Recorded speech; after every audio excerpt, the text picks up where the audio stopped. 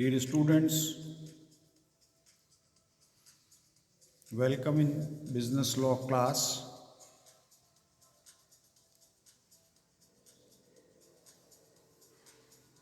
भारतीय अनुबंध अधिनियम 1872 की बिजनेस लॉ की क्लास में आपका स्वागत करता हूं।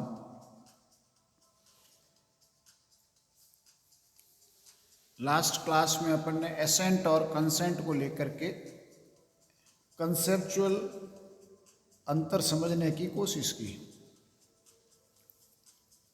आज अपन उसकी लीगल प्रोविजंस पर बात कर रहे हैं कि कंसेंट, जिसको कि अनुबंध अधिनियम की धारा 13 में वर्णित किया गया है, जिसमें लिखा हुआ है जब दोनों ही पक्षकार किसी बात, प्रसंग या विचार को लेकर के एक मत, एक भाव से स्वीकार करते हैं तो उसको सहमति कहते हैं।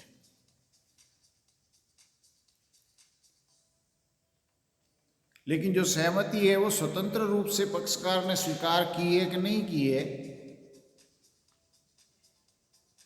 उसको ठीक से जानने के लिए, उसको जांचने के लिए धारा 14 में प्रोविजन दिया हुआ है।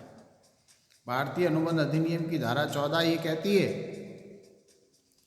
कि जो दूसरे पक्षकार ने हामी भरी है, सहमति दी है, अनुमति दी है, वो कोई धारा, अनुबंध अधिनियम की धारा 15, 16, 17, 18, 20 से लेकर के 22 तक के प्रभाव के कारण तो नहीं है। यदि इन 8, 15, 16, 17, 18, 4 तो ये और 20, 21, 22 3 ये, इन 7 या इन 7 में से किसी एक के प्रभाव से अगर सहमति मिली है तो वो सहमति स्वतंत्र नहीं है। और जब वो स्वतंत्र नहीं है तो जो भी इकरारनामा हुआ है, जो भी वचन हुआ है, जो भी ठहराव हुआ है, वो बेकार है। इसलिए उसको लागू करने का प्रश्न ही नहीं है।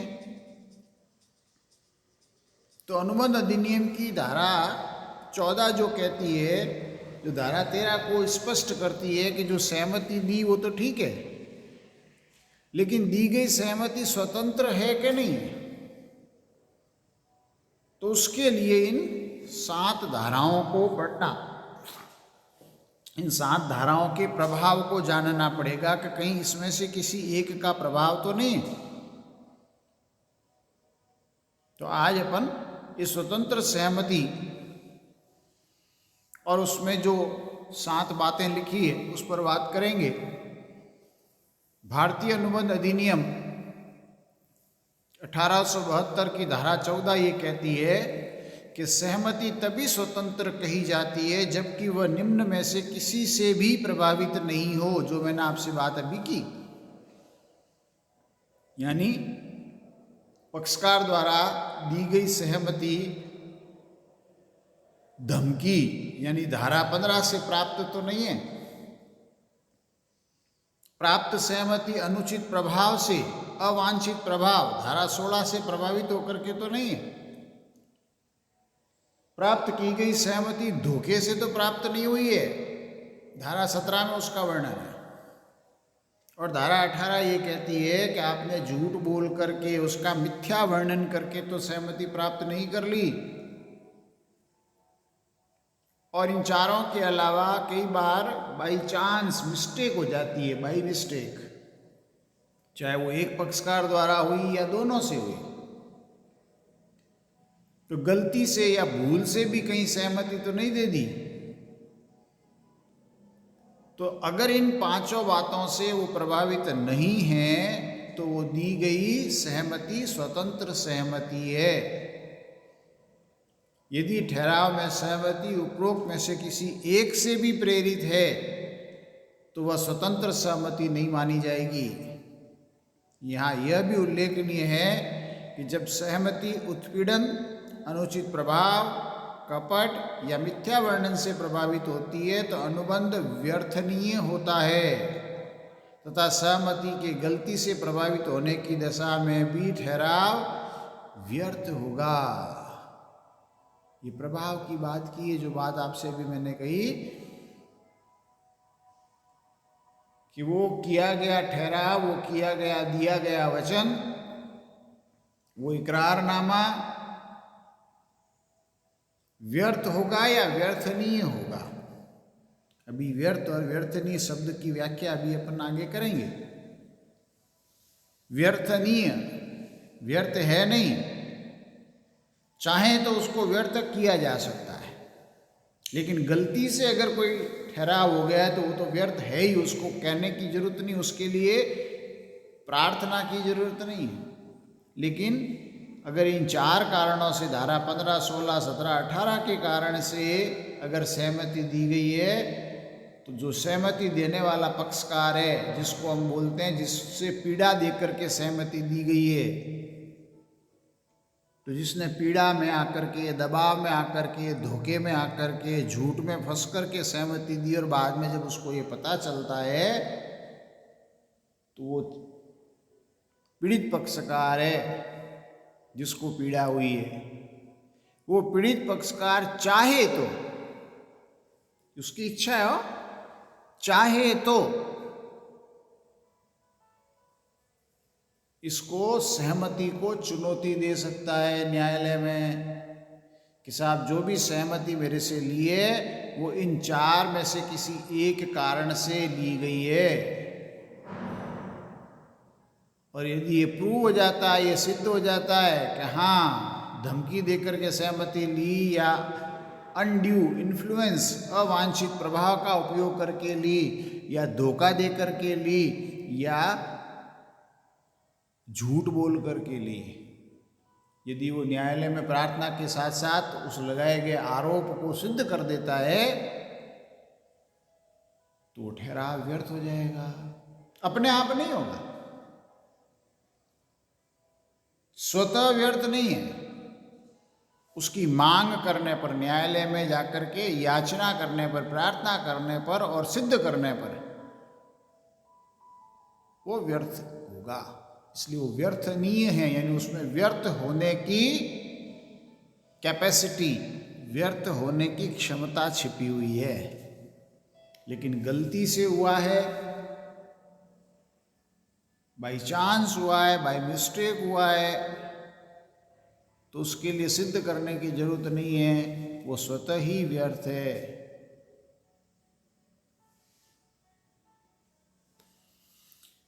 आज अपन बात करते हैं धारा 15 की।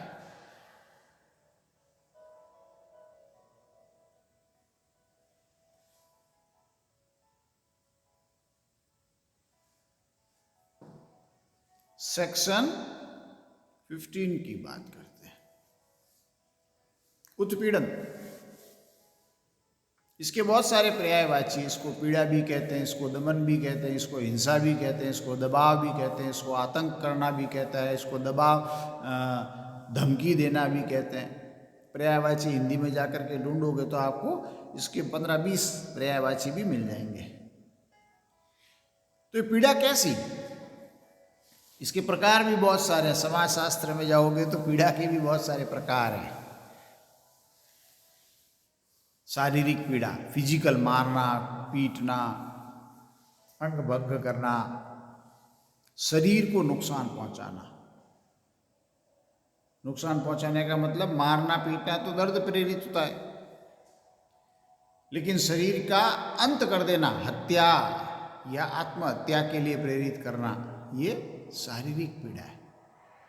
मानसिक, मेंटली हैरेसमेंट करना, परेशान करना, आपको चिंता में डालना, आपको आतंकित करना, डर पैदा करना, ये मानसिक है। आर्थिक, इकोनॉमिकली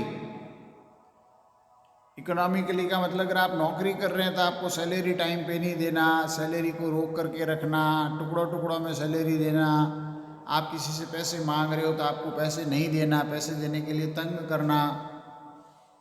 आर्थिक रूप से आपके आर्थिक अधिकारों को चोट पहुंचाना, आपकी आर्थिक, जहां से आपकी आय उत्पन्न होती है उस पर चोट पहुंचाना।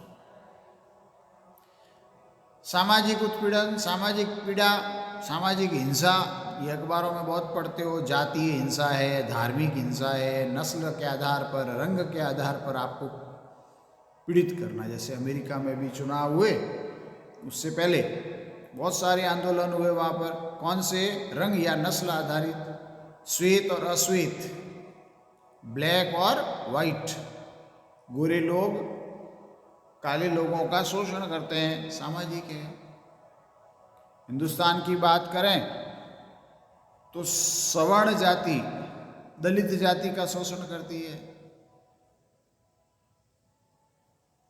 धर्म के आधार पर बात करें, संप्रदाय के आधार पर बात करें तो ईसाईयत, इस्लाम और हिंदुस्तान के सनातन धर्म के बीच में जो मामला है वो सामाजिक है। पाकिस्तान में जाइए, अल्पसंख्यक कौन है? हिंदू है। उनके साथ इस तरह से जो हिंसा होती है वो सामाजिक हिंसा है, सामाजिक उत्पीड़न है। जेंडर बेसिस, यौन को लेकर के, लैंगिक को लेकर के माताएं और बहनों को समाज में अपन कमजोर मानते हैं, है नहीं, मानते हैं, इसलिए उनका शोषण करते हैं। उनको छेड़छाड़ करने की जो घटनाएं आप रोज अखबार में पढ़ते हो, देखते हो, चाहे वो स्कूल हो, चाहे वो कॉलेज हो, चाहे वो बाजार हो, चाहे वो मोहल्ला हो, चाहे वो सामाजिक कोई संस्था हो, चाहे वो जहाँ पर नौकरी कर रही है वो वर्किंग प्लेस हो, तो यौन उत्पीड़न, महिला उत्पीड़न, इसके लिए सरकार ने शायद 2013 या 15 में कानून भी बनाया है। अभी आपने कुछ समय पहले ध्यान दिया होगा, मी टू का एक अभियान चला था, मैं भी इसका शिकार रही हूँ, उसको लेकर के बहुत अखबारबाजी हुई है, बहुत सोशल मीडिया में ट्रेंडिंग पॉइंट पे रहा है।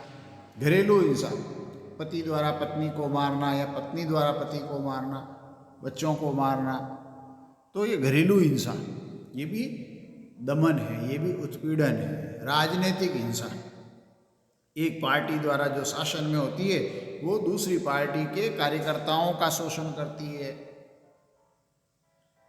तो पीड़ा कई प्रकार की हो सकती है।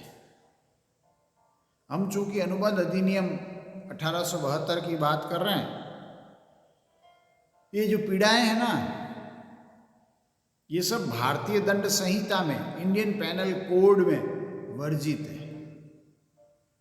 भारतीय दंड संहिता में ये सब की सब पीड़ाएं या इससे संबंधित कोई पीड़ा है जो प्रत्यक्ष या परोक्ष रूप से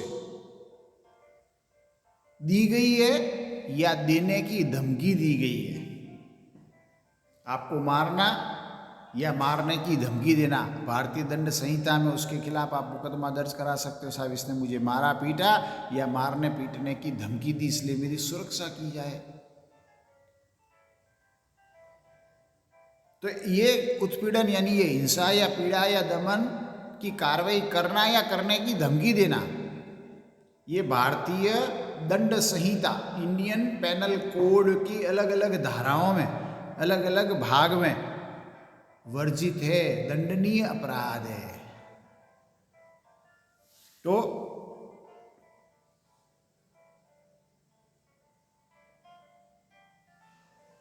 इंडियन कॉन्ट्रैक्ट एक्ट ICA धारा 15, बल प्रयोग, आतंकित करना, धमकी देना, दबाव डालना, भयभीत करना, जिसको हम उत्पीड़न कहते हैं, कोएरिशन कहते हैं। उत्पीड़न का मतलब है किसी पक्षकार जिससे आप सहमति लेना चाह रहे हो, उसके शरीर, संपत्ति या उसके माल के विरुद्ध उपरोक्त प्रकार की कोई कार्रवाई करना, नुकसान पहुंचाने की धमकी देना या नुकसान पहुंचाना, उस पक्षकार के शरीर का नुकसान पहुंचाना या शरीर को नुकसान पहुंचाने की धमकी देना, उसकी संपत्ति को नुकसान पहुंचाना है या संपत्ति को नुकसान पहुंचाने की धमकी देना, उसका माल नष्ट करना है या उसके माल को नष्ट करने की धमकी देना, ये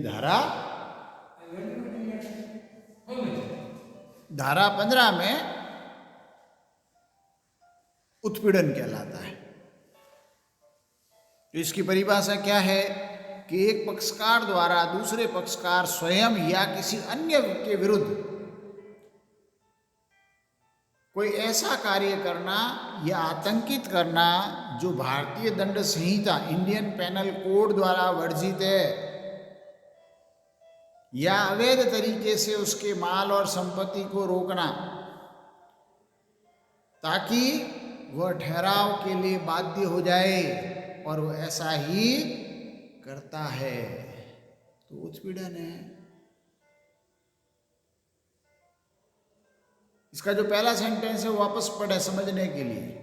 एक पक्षकार द्वारा दूसरे पक्षकार स्वयं को धमकी देता है या स्वयं के साथ बल प्रयोग करता है, वो तो ठीक है, लेकिन उससे संबंधित किसी भी अन्य व्यक्ति को भी यदि वो ऐसा करता है, उसके ऊपर दबाव डालने के लिए परिवार से जुड़े हुए रिश्तेदार, नाते संबंध वाले मित्रों में से जिसको भी आप जानते हो, जिनसे आपका प्रत्यक्ष अप्रत्यक्ष रूप से संबंध है, उसमें से किसी भी व्यक्ति को मारना, पीटना, अपहरण करना, बलात्कार करना या करने की धमकी देना जिससे कि आपके ऊपर अप्रत्यक्ष रूप से प्रभाव पड़े। जैसे आप पिक्चरें देखते हो या अखबार में पढ़ते हो, परिवार के किसी बच्चे को या परिवार के किसी सदस्य को अपहरण कर लेते हैं अपराधी लोग और कहते हैं कि इसके एवज में मुझे फिरौती के रूप में इतने लाख, इतने करोड़ रुपए दो, नहीं तो हम इसकी हत्या कर देंगे, मार देंगे। आप उस बच्चे की जान बचाने के लिए ऐसा करते हो।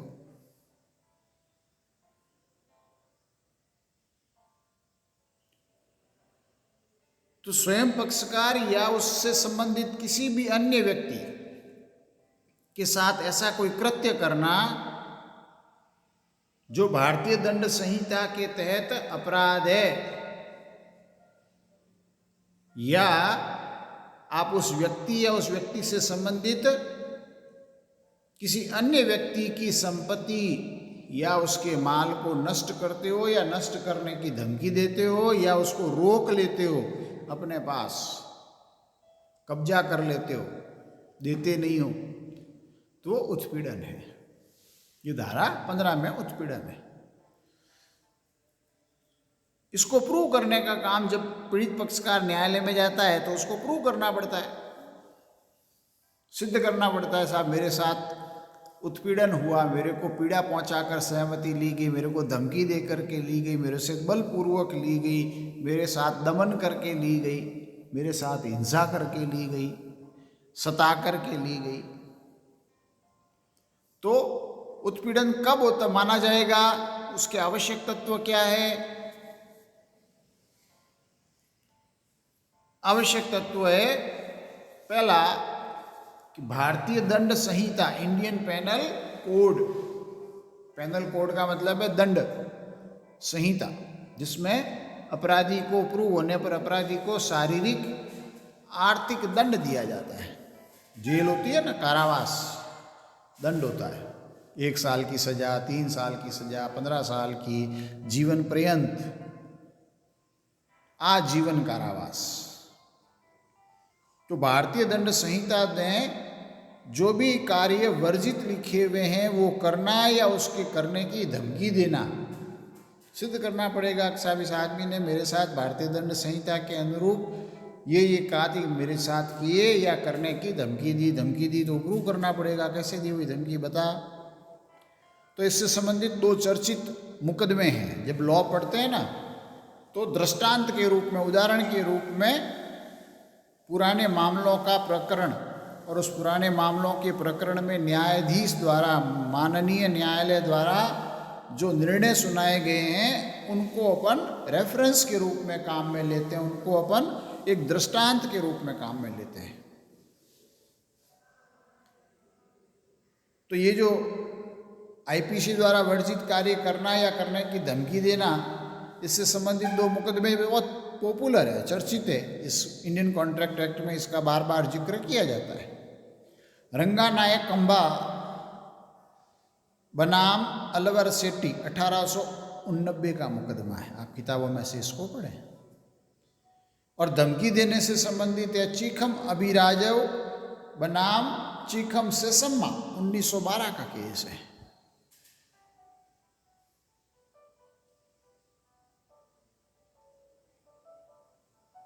आप नेट पर जाकर के, गूगल पर जाकर के अगर ये केस, ये मामले, न्यायालय के मामले अगर ढूंढोगे तो आपको पूरी स्टोरी मिलेगी, पूरी कहानी मिल जाएगी। किताबों में तो है ही। अगर आप ये कहते हो किताबें नहीं है हमारे पास में, तो लॉ के केस, रेफरेंस केसेस सारे साइट पर हैं। दूसरा, संपत्ति या माल, एसेट और गुड्स को अवैध रूप से रोकना। संपत्ति और माल, चूंकि आप कॉमर्स के स्टूडेंट, इसलिए आपसे समझ में आ सकता है। स्थायी संपत्ति और चालू संपत्ति को अवैध रूप से रोकना, उसका अधिकार नहीं है, लेकिन फिर भी वो रोक करके बैठ जाता है, यानी कब्जा कर लेता है। आपकी ज़मीन है, आपका मकान है, वो कब्जा कर लेता है। आपका माल कहीं ट्रक से आ रहा था, उसने ज़बरदस्ती ट्रक वाले से गाड़ी अपने गैरेज में ले जा कर के माल अपने गैरेज में उतरवा लिया और उस पर ताला लगा कर बैठ गया। तो संपत्ति और माल को अवैध रूप से अपने पास रखता है, रोक करके, या रोकने की धमकी देता है कि मैं आपकी ज़मीन पर कब्जा कर लूँगा, आपके मकान पर कब्जा कर लूँगा, आपके माल को रोक लूँगा। तो ये भी उत्पीड़न है। तो ऐसा अगर वो करता है तो ये सिद्ध करना पड़ेगा पीड़ित पक्षकार को, उसने साहब मेरी स्थायी और चालू संपत्तियों का इस प्रकार से रोक के रखा है या उसने रोकने की धमकी दी है। इससे संबंधित 2 पॉपुलर केस हैं। मुथिया चेट्टियार बनाम करूपन चेट्टी, ये 1927 का केस है, माल रोकने के संबंध में। और बंसराज बनाम सेक्रेटरी ऑफ स्टेट 1919, ये धमकी देने से संबंधित मुकदमा है। आप इनको पढ़ें। तो मूल रूप से तो ये 2 ही बातें हैं।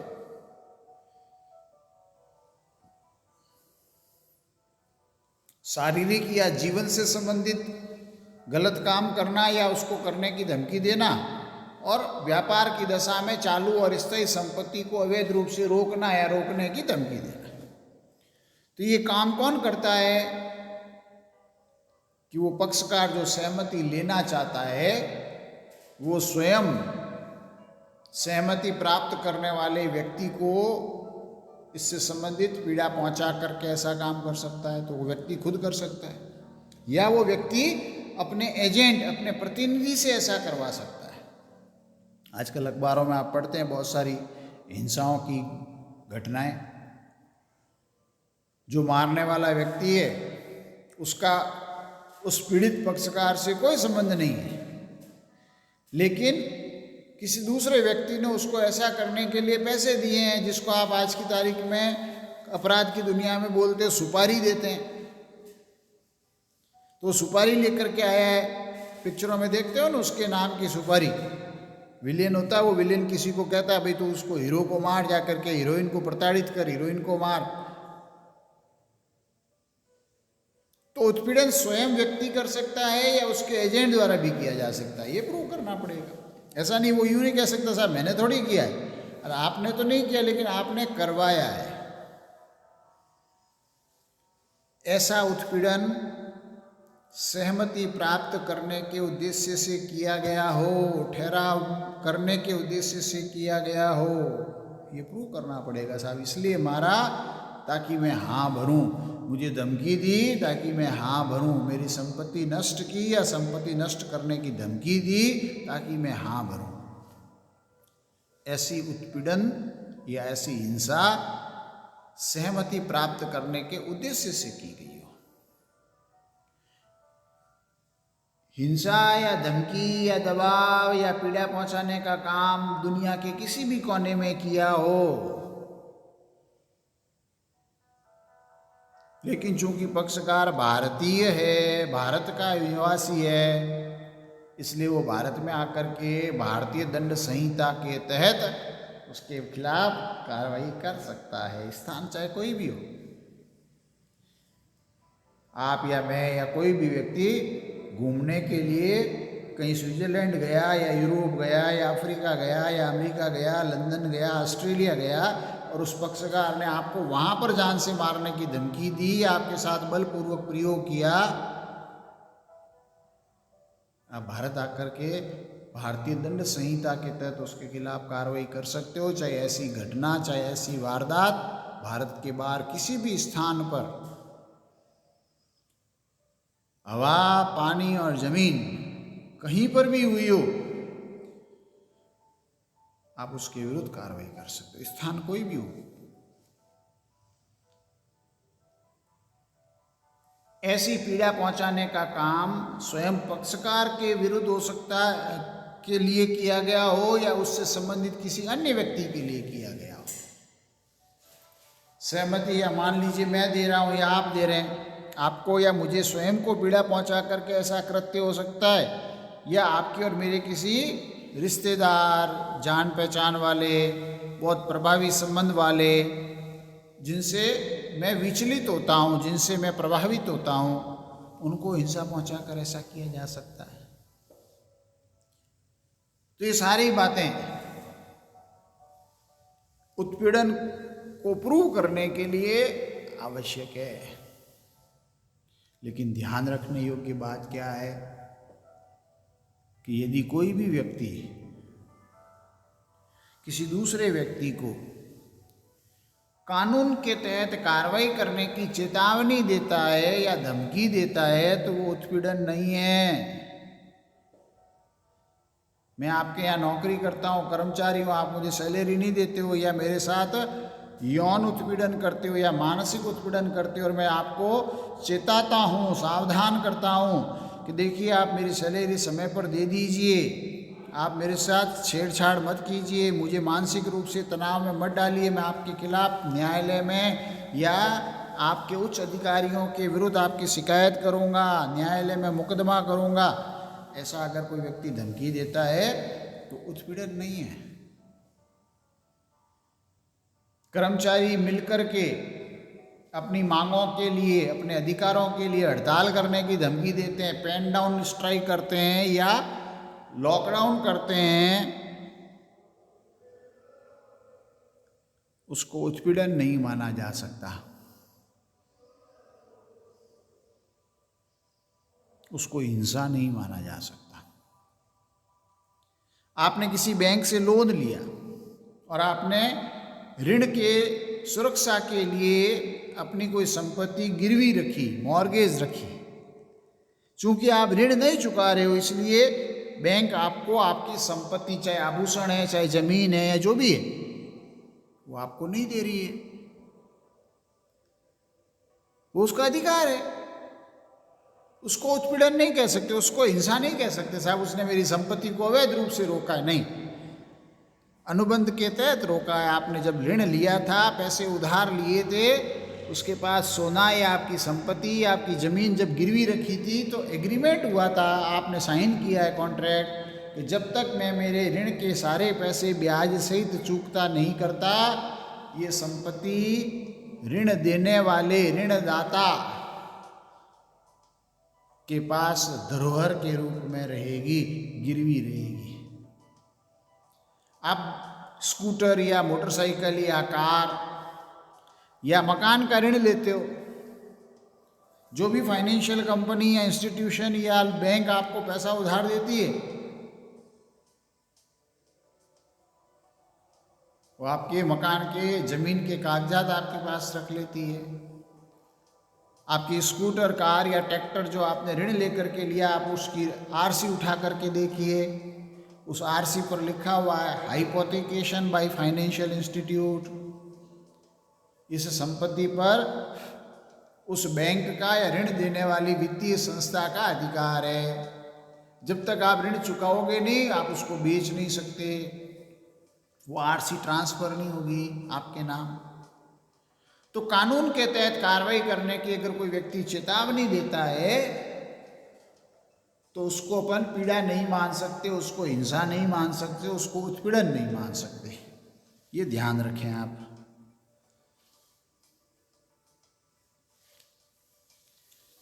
जब भी पीड़ित पक्षकार सहमति देने के बाद अपने आप को ठगा हुआ महसूस करे,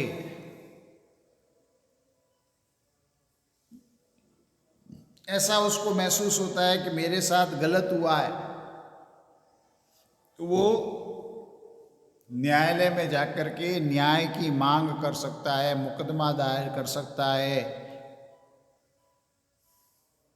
लेकिन सिद्ध उसी को करना पड़ेगा, पीड़ित पक्षकार को ही सिद्ध करना पड़ेगा कि उसने जो सहमति दी वो दबाव या पीड़ा के तहत दी। यदि मेरे ऊपर दबाव नहीं होता या मुझे पीड़ा नहीं पहुंचाई जाती तो मैं सहमति नहीं देता। उसको प्रूव करना पड़ेगा कि मुझे पीड़ित किया गया, मेरे साथ हिंसा की गई, मेरे ऊपर दबाव डाला गया, चाहे प्रत्यक्ष रूप से डाला गया चाहे अप्रत्यक्ष रूप से डाला गया, उसको प्रूव करना पड़ेगा। और जब ये प्रूव हो जाता है, सिद्ध हो जाता है कि हाँ वास्तव में सहमति जो ली वो हिंसा या दबाव या धमकी दे करके ली, आतंकित करके ली, तो उसके प्रभाव क्या होंगे? उसके दो प्रभाव हैं। नंबर 1, भारतीय अनुबंध अधिनियम की धारा 19 ये कहती है कि पीड़ित पक्षकार की इच्छा के आधार पर वो व्यर्थ नहीं होगा। जब प्रूव हो जाता है तो पीड़ित पक्षकार चाहे तो उस ठहराव को जारी रखे और चाहे तो उसको व्यर्थ घोषित करावे। इच्छा उसकी काम आएगी, जिसको पीड़ा हुई है सिद्ध तो कर दिया उसने, और सिद्ध करने के बाद वो चाहे तो उस इकरारनामे को, उस ठहराव को व्यर्थ घोषित करवा सकता है, व्यर्थ नहीं होता है। नंबर 2, यदि उसने अवैध रूप से कोई संपत्ति या माल रोक करके रखा है तो भारतीय अनुबंध अधिनियम की धारा 72 ये कहती है कि यदि अपराध सिद्ध हो जाता है, उत्पीड़न सिद्ध हो जाता है, तो पीड़ित पक्षकार द्वारा जो भी संपत्ति, माल या धनराशि उस पक्षकार ने उससे ली है, छीनी है, वो उसे वापस लौटानी पड़ेगी।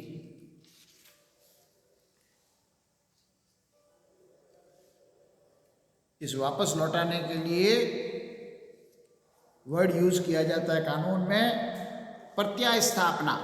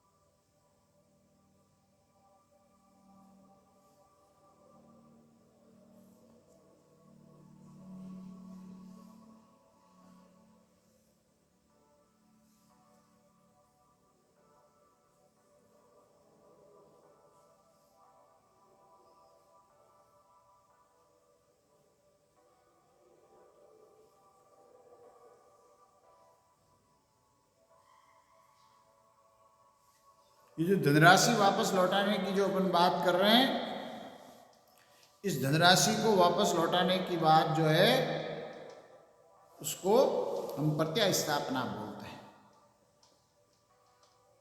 तो ये इसके दो प्रभाव हैं।